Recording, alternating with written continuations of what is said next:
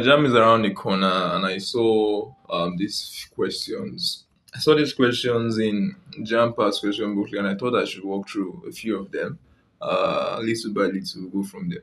This first one is talking about the charge on an atom. I said the charge on an atom is zero because I'm going to use an example of helium nuclei because it just has an atomic number of two, and I don't want to be drawing different plenty electrons and protons.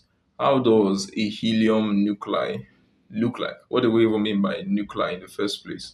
So the helium nuclei, if you take a very efficient microscope and you look deep down into the helium nuclei, you're going to see something that looks like this. I'm drawing something that's giving me a solar system vibe. I'm going to put minus here and minus here. I'm going to put plus here and plus here. So the positive charged circles here represents what we call protons. Call it protons. Protons carry positive charge. These guys that are orbiting the sort of donuts, kind of a donut, if we can put it that way, these are called electrons. The circles that are kind of embedded with the protons here, I didn't put any sign on them. I just left them like that. Those are the neutrons. Neutrons carry no charge at all. So essentially, these guys inside, the protons and the neutrons that carry no charge, they make up the atomic nucleus, while these guys that are orbiting the outside of the shell are called the electrons. When you have an atom whereby the number of protons balances the number of electrons, that is 2 2, you have a stable atom. That atom carries no charge. I'm sure you've heard the word charge before in physics. Charge can be either, it's basically a quantity of energy. It can be positive or negative.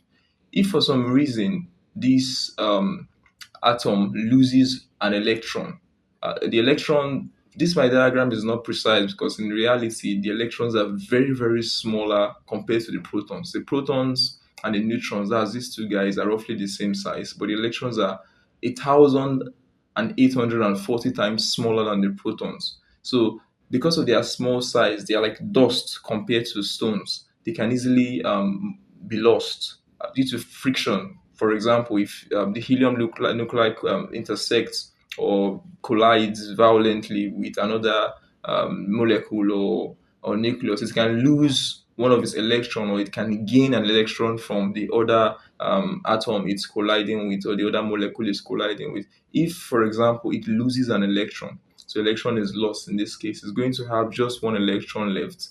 How do I depict? Let me try to depict that. This electron will be lost. For example, this electron will be lost, and you'll be having just one negative charge here. Because the number of positive charge are now more than number of negative charge, we say this atom is now carrying a positive charge. But if it lost, remember, if it lost to something, that thing that it lost to will have more electrons than protons. So while this will remain positively charged, the other guy would now be negatively charged because it has more electrons than protons. So if you look at this example, if you look at these options rather, you see that the first one is saying the electrons and protons that are charged are in the nucleus. That is wrong because in the nucleus we don't have any electrons here. We have these guys, the neutrons. We have these guys, the protons. So the first option is wrong. The second one says the total charge on the electron is equal to the total charge on the neutrons. That is also wrong because this guy, the neutrons, don't carry a charge. You can see here, they don't carry any charge. The only things that carry charge are the positive protons and the negative electrons. The third one says the neutron form a shield around the charged protons.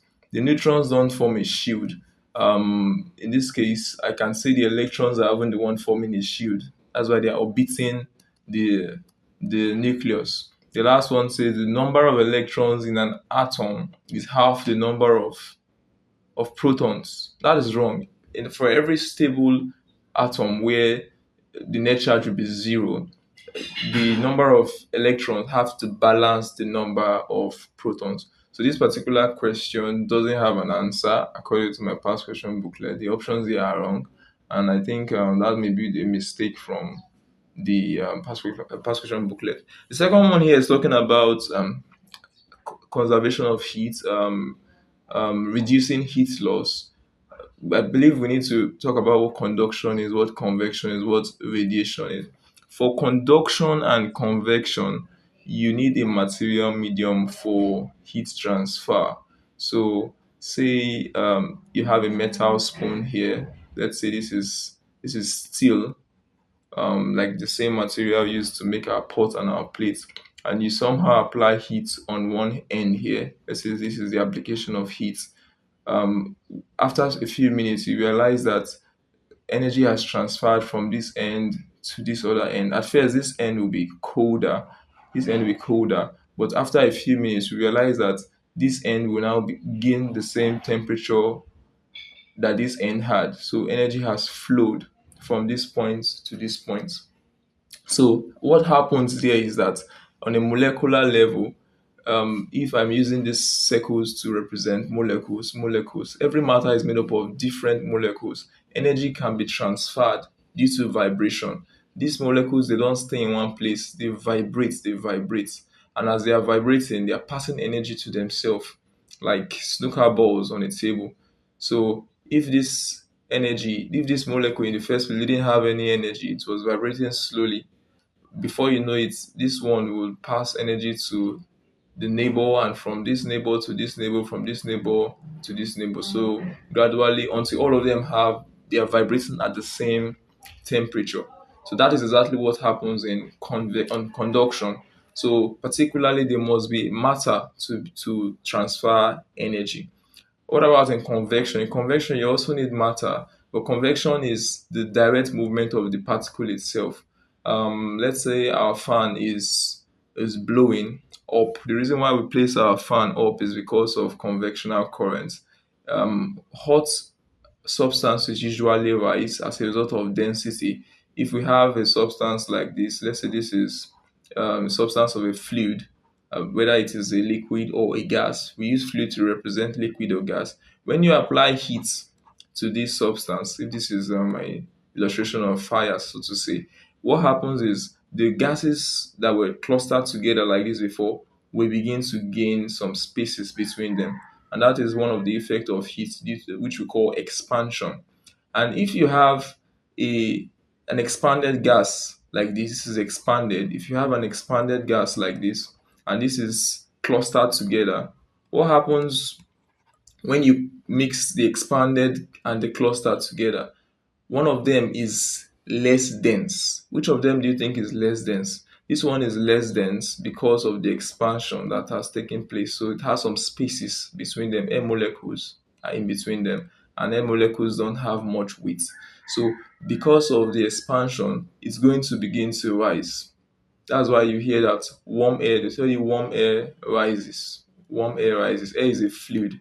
So warm air rises. And the fun fact is that if you go to the Dead Sea is somewhere in the Middle East. If you go to the Dead Sea, typically enter a when you enter a swimming pool or something, if you cannot swim, you are going to drown.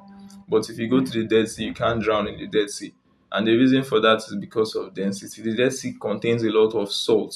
Naturally, human beings, because we have clustered molecules just like this, human beings are very dense organisms or very dense matter. And when we enter water, our density is greater than the water's density, and we have to sink.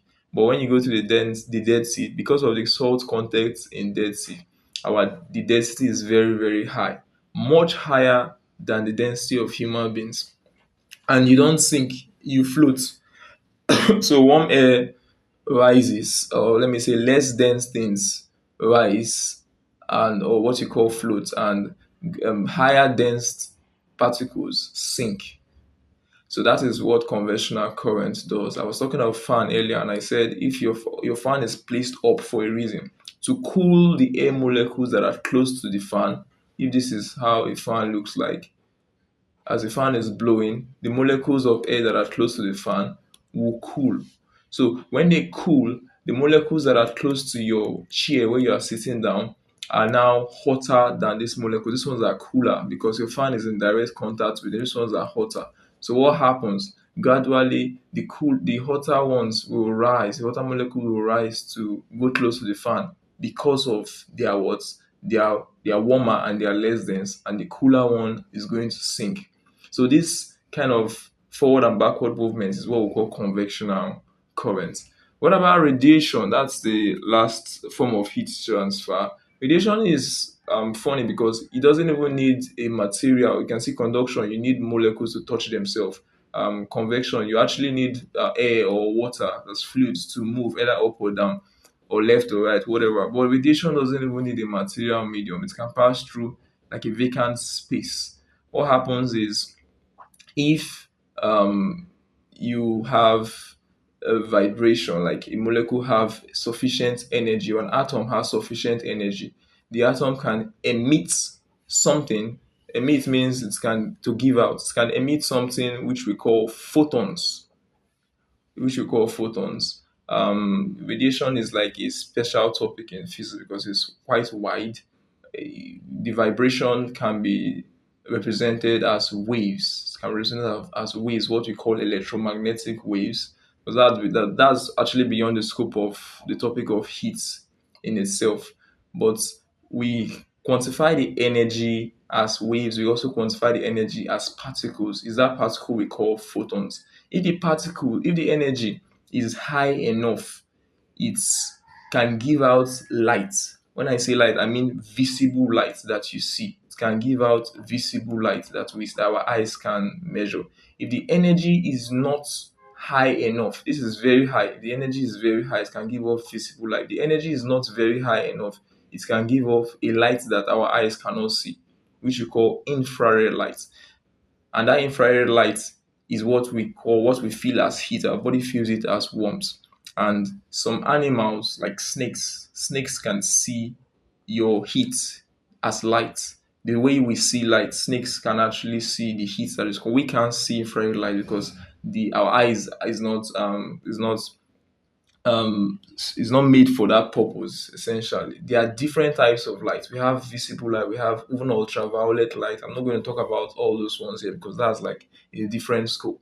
So the most important thing is we understand what convection, we understand what radiation is, and we understand what conduction is. But how do we use a vacuum flask to reduce these forms of heat losses? How do we use a vacuum flask to reduce this form of heat losses?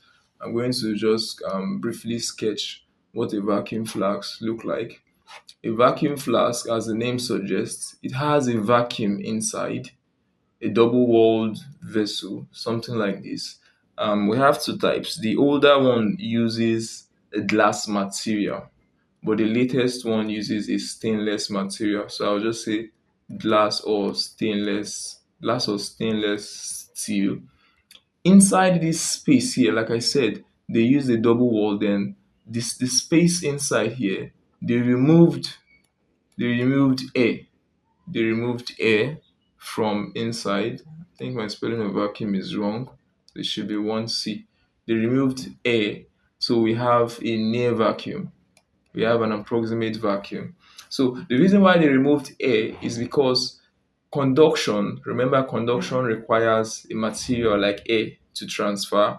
Convection also requires a material like air to transfer. So if you remove the air, you have eliminated heat loss due to conduction and convection. But how do you eliminate heat loss due to radiation? One of the things that radiation One of the ways radiation can easily be transferred is if you have a dark surface, a very black surface. A black surface can easily absorb this. If this is a black surface, it can easily absorb heat, and it can easily emit heat as well. But if you have a this is for black. If you have a silvered surface or a shiny surface, it is a shiny surface doesn't easily absorb. If you have let's say heat interacting with the particular material, if it's a shiny surface, it's going to reflect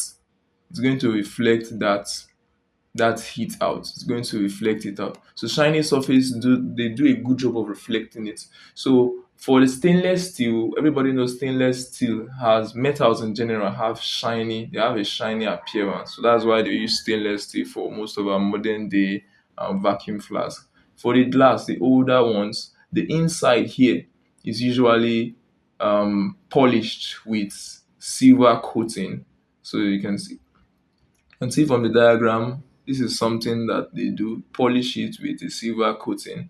You can polish Once you polish it with a silver coating, if your liquid is here and the heat wants to get out, if your heat wants to get out, if this is the heat, this arrow is representing the heat trying to get out. If the heat energy comes in contact with the silver surface, it's going to reflect it back into,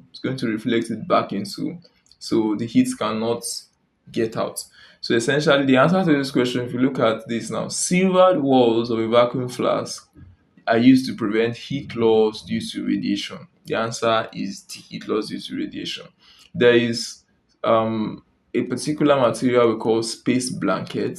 It looks like aluminium foil, very thin, like a nylon, very, very thin. Some of them are actually less than 1 millimeter in thickness, very tiny. But one of the surface is silver, shiny. So people that go to climb Mount Everest or even in the army, they use it as well. If they cover themselves with that material, just like a nylon, like when they cover themselves with that material and the silver side is touching them, what happens?